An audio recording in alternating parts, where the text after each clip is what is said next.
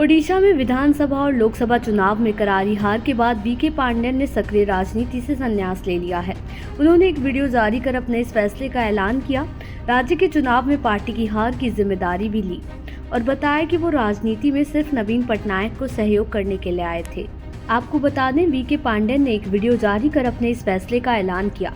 BK Pandian को पूर्व CM Patnaik का उत्तराधिकारी माना जा रहा था। बीजेडी की हार के बाद से पांडेयन सार्वजनिक रूप से नजर नहीं आ रहे थे और वो पार्टी नेताओं की मीटिंग में भी नहीं पहुंचे थे। बीके पांडेयन ना तो 5 जून को नवीन पटनायक के साथ इस्तीफा देने के लिए राजभवन गए और ना ही उनके आवास पर हुई पार्टी नेताओं की मीटिंग में शामिल हुए थे। उन्होंने वीडियो जारी कर कहा, मेरा राजनीति ज्वाइन करने का मकसद सिर्फ और सिर्फ नवीन बाबू पटनायक को सहयोग करना था। अब मैंने सक्रिय राजनीति छोड़ने का फैसला किया है। बीके पांडेयन ने कहा, अगर इस यात्रा में मेरे से कोई गलती हुई तो मैं उसके लिए माफी चाहता हूं। मेरे खिलाफ चलाए गए नैरेटिव अभियान से बीजेडी को चुनाव में नुकसान हुआ तो मैं इसके लिए पूरे बीजेडी परिवार से माफी मांगना चाहता हूं। बीजेडी के लाखों कार्यकर्ताओं को शुभकामनाएं।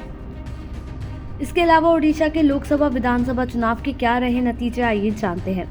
ओडिशा विधानसभा चुनाव में बीजेपी के हाथों बीजेडी को करारी हार का सामना करना पड़ा है। बीजेपी ने राज्य विधानसभा की 78 सीटें जीतकर बीजेडी के 24 साल के शासन को खत्म किया है।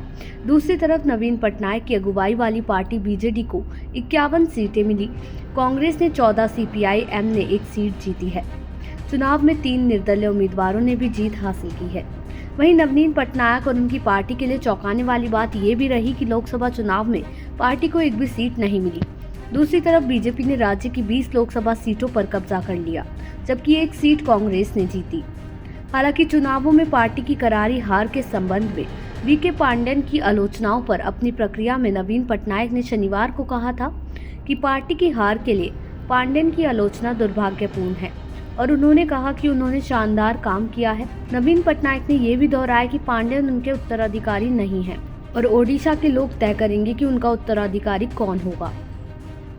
देश दुनिया की ऐसी ही तमाम खबरों के लिए देखते रहें सहारा समय का डिजिटल प्लेटफॉर्म समय डिजिटल।